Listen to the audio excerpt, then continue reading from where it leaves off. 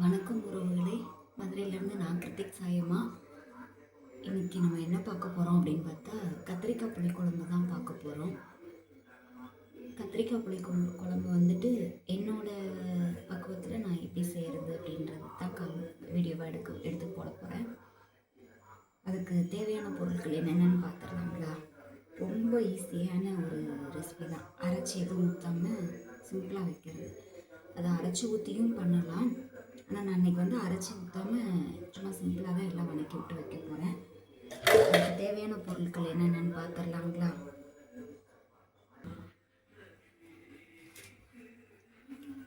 இப்போ வந்துட்டு நம்ம புளிக்குழம்புக்கு, கத்திரிக்காய் புளிக்குழம்புக்கு தேவையான பொருட்கள் தான் நம்ம பார்க்க போகிறோம். என்னென்னு பார்த்துருவோங்களா? தாளிப்புக்கு தான் எல்லாமே தாளித்து விடுறது தான். 10 பல்லு பூண்டு எடுத்து வச்சுருக்கேன். 10-12 பல்லு பூண்டு எடுத்து வச்சுருக்கேன். 100 கிராம் சின்ன வெங்காயம் முழுசாகவே தான் அதை உரிச்சு வச்சுருக்கிறேன். தக்காளி வந்து பெரிய தக்காளியாக ஒரு தக்காளி, பச்சை மிளகா 2, கொஞ்சோண்டு கருவேப்பிலை, வெந்தயம் 1 ஸ்பூன், ஒரு அரை ஸ்பூன் வந்துட்டு மிளகு, 4 கத்திரிக்காய் வந்து எடுத்து வச்சுருக்கிறேன். இப்போ இது எல்லாமே வந்து தாளித்து விட வேண்டிய பொருட்கள். எல்லாத்தையும் தாளித்து தான் நம்ம விட போகிறோம். காரத்துக்கு வந்துட்டு தனி மிளகாத்தூள், வீட்டு குழம்பு மசால் பொடி. தனி மிளகாத்தூளும் வீட்டில் தான் நம்ம அரைச்சி வச்சுருக்கோம். இருந்தாலும் வெறும் மிளகாத்தூள் மட்டும் போடாமல் குழம்பு மிளகாத்தூள் சேர்த்து போட்டு பண்ண போகிறோம். இப்போது தனி மிளகாத்தூள், மல்லித்தூள், ஜீரகத்தூள் அது போட்டும் பண்ணலாம். ஆனால் நான் இன்றைக்கி பண்ண போகிறது வந்துட்டு வீட்டு மசால் பொடியும் தனி மிளகாத்தூளும் போட்டு தான் பண்ண போகிறேன். தாளிப்புக்கு தேவையான பொருட்கள் இது தான். பூண்டு, வெங்காயம், தக்காளி, கருவேப்பிலை, பச்சை மிளகா, வெந்தயம் 1 ஸ்பூன், மிளகு அரை ஸ்பூன். இதுதான் வந்துட்டு நம்ம தாளித்து விடக்கூடிய பொருட்கள். புளி வந்துட்டு ஒரு லெமன் அளவு எடுத்து ஊற வச்சுருக்கேன். ஒரு சின்ன எலுமிச்சம்பழ சைஸ் எடுத்து ஊற வச்சுருக்கிறேன்.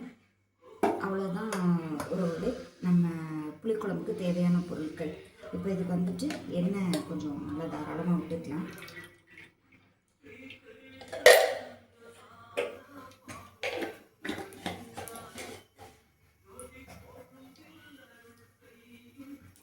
எண்ணெய் வந்து 50 எண்ணெய்க்கு மேலேயே தான் விட்டுருக்குறேன். இப்போது எண்ணெய் காயட்டும். காஞ்ச உடனே கடுகு சொல்ல மாட்டேன், கடுகு உளுந்தம் பருப்பு போட்டுட்டு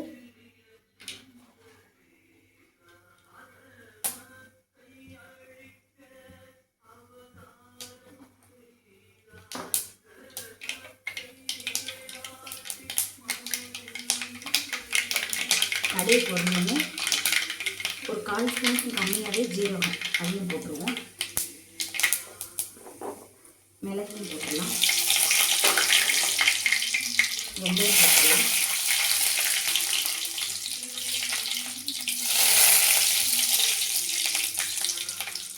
வெந்தயம், மிளகு, ஜீரகம் பொரிஞ்சிருச்சு. இதில் பூண்டை போட்டுருவோம்.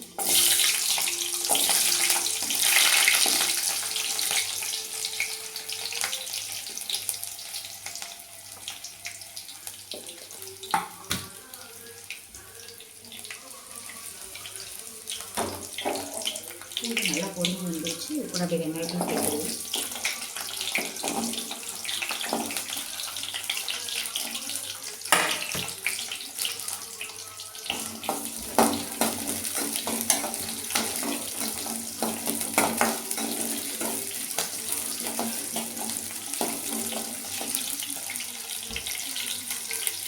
பச்சை மிளகாயும் போட்டுக்கலாம்.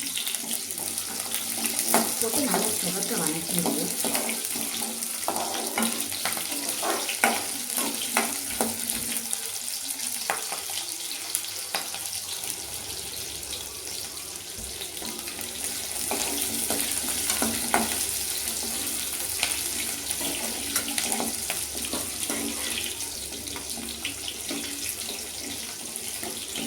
வெங்காயமும் போட்டு நல்லா ஒரு அரை இதுக்கு வணங்கிடுச்சு. அரை பதத்துக்கு வணங்கிடுச்சு.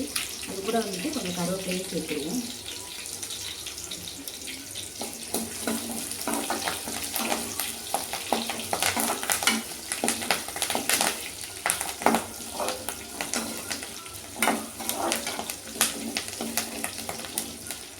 கருவேப்பிலை பொரிஞ்சிருச்சு. இது கூட நம்ம தக்காளியை சேர்த்துக்கலாம். பெரிய தக்காளினா ஒரு தக்காளி, சின்ன தக்காளினா வந்துட்டு 2 தக்காளி எடுத்துக்கலாம்.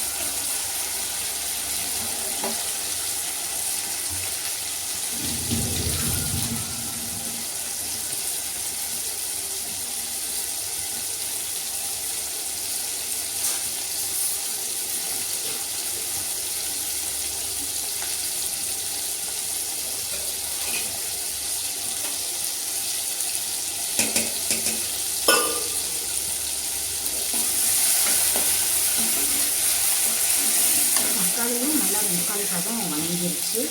இப்போ பூண்டு, வெங்காயம், தக்காளி அந்த நம்ம தாளிச்ச கடுகு வறுத்து வெந்தயம் இதோட சேர்ந்து இதுவும் நல்லா வணங்கியாச்சு. இப்போ பாருங்கள் நல்லா வந்து 3/4 பதத்துக்கு வணங்கிருச்சு. இதில் வந்துட்டு நம்ம கத்திரிக்காயும் சேர்த்துக்கலாம். 4 கத்திரிக்காய் நறுக்கி வச்சுருக்கேன், அதையும் சேர்த்துக்கணும்.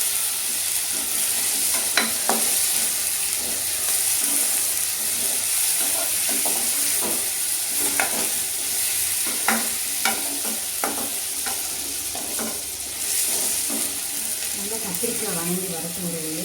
இது நல்லா வணங்கி அந்த இது வந்து ஒரு ப்ரௌன் கலராக வரட்டும். வந்ததுக்கப்புறமா நம்ம மசால் பொடியெல்லாம் சேர்த்துக்குவோம்.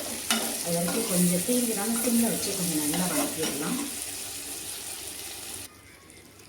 இப்போ பார்த்தீங்கன்னா சிம்மில் வச்சு நல்லா வணக்கி இங்கே நல்லா வணங்கிடுச்சு. நல்லா ப்ரௌன் கலராக வந்துடுச்சு. இதில் வந்துட்டு அப்படியே மிளகாத்தூள்லாம் சேர்த்துருவோம்.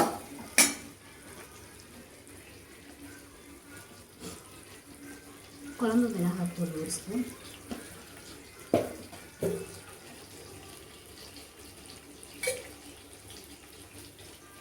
தனி மிளகாத்தூள் 1 ஸ்பூன், கொஞ்சமாக பெருங்காயத்தூள். இது வந்து கறிவிடாமல் போட்டு டக்குன்னு அந்த எண்ணெயில் அந்த வெங்காயம், பூண்டு, கத்திரிக்காய் எல்லாம் வந்து அப்படியே இந்த மசாலா பொடி பிடிக்கிற மாதிரி நல்லா பெரட்டி விட்டுட்டு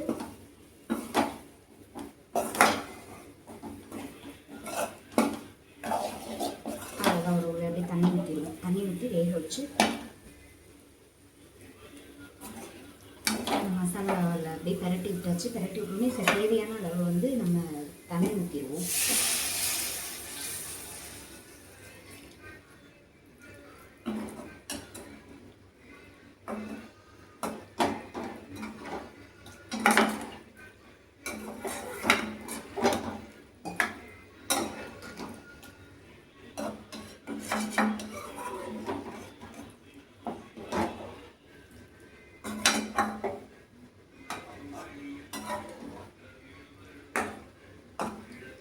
அவ்வளோதான். ஒரு தேவையான அளவு உப்பு போட்டுருக்கோம். நல்லா கொதிச்சு இந்த காய் வந்து வெந்து வரட்டும். அப்புறமா நம்ம அந்த புளி தண்ணியை சேர்த்துக்கலாம். இல்லாட்டி கத்திரிக்காய் வந்து ஒரு மாதிரி விரைச்ச மாதிரி இருக்கும் பார்த்துக்கோங்க. அதனால் கொஞ்சம் நல்லா வெந்ததுக்கு அப்புறமா ஏற்கனவே எண்ணெயில் நல்லா வணக்காச்சு. ஒரு 5 நிமிஷம் முடிஞ்சு அதுக்கும் கம்மியான டைமுக்கு வெந்து வந்துருச்சு அப்படின்னா அப்படியே நம்ம புளி தண்ணி சேர்த்துக்கலாம். இப்போ தேவையான அளவு உப்பு மட்டும் போட்டுக்குவோம்.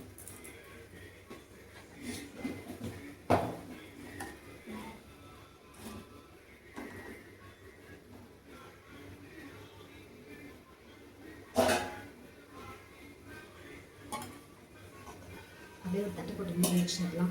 ஒரு 5 நிமிஷம் கத்திரிக்காய் வெந்த உடனே அப்புறமா நம்ம புளி தண்ணியை சேர்த்துக்குவோம். கத்திரிக்காய் ஒரு 5 நிமிஷம் வேகட்டும் அப்படின்றதுக்காக தட்டு போட்டு மூடி வச்சிருந்தோம். இப்போ வெந்துச்சான்னு எடுத்து பார்த்துருவோங்களா.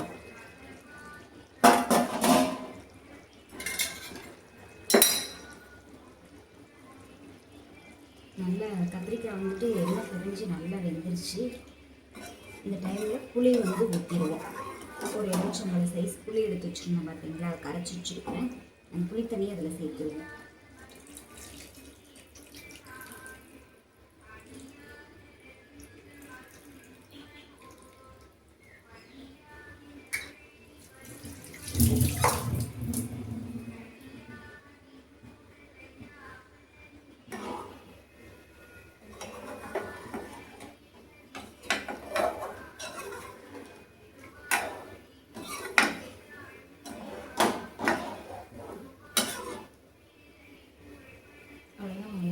இந்த புளி வந்து இப்போ கரைச்சிக்கணும் பார்த்தீங்களா, அது பச்சை வாசனை போகிற வரைக்கும் இருந்தால் போதும். அந்த பச்சை வாசனை போயிடுச்சு அப்படின்னா நம்ம அப்படியே வந்து இறக்கி வச்சிடலாம். அவ்வளோதான், புளிக்குழம்பு ரெடி. ரொம்ப சிம்பிளான ஒரு ரெசிபி. ஒரு 10-12 நிமிஷத்துக்குள்ளே செஞ்சிடலாம். அரைச்சூட்டியும் வைக்கலாம், அதுவும் நல்லாயிருக்கும். அது வந்து குழம்பு கொஞ்சம் எக்ஸ்ட்ரா வரும், கொஞ்சம் இன்னும் நல்லா திக்னஸாக இருக்கும். இதுவுமே கொஞ்சம் திக்காக தான் இருக்கும், இருந்தாலும் அந்த அரைச்சூட்டி வைக்கிறது வந்து இன்னும் நல்லா திக்காக இருக்கும். தட்டை போட்டு மூடி வச்சுருவோம். அந்த புளி பச்சை வாசனை போகட்டும், அப்புறமா நம்ம எடுத்துப்போம். புளி ஊற்றி நம்ம 2 நிமிஷம் கொதிச்சு வரட்டும்னு இருந்தோம்ல பார்த்தீங்களா, இப்போ வந்து நல்லா கொதிச்சு வந்துருச்சு. எடுத்து பார்த்துருவோங்களா எப்படி இருக்குங்க. நல்லா எண்ணெயெல்லாம் பிரிஞ்சு கத்திரிக்காய் நல்லா வெந்து நல்லா கரெக்டான ஒரு பதத்தில் இருக்குது. ரொம்ப தண்ணியாகவும் இல்லாமல் ரொம்ப கெட்டியாகவும் இல்லாமல் கரெக்டாக இருக்குங்க. இது நல்லெண்ணெய் தான் ஊற்றிருக்கிறேன். நல்லெண்ணெய் ஊற்றி செஞ்சால் நல்லா இருக்கும் புளிக்குழம்புக்கு.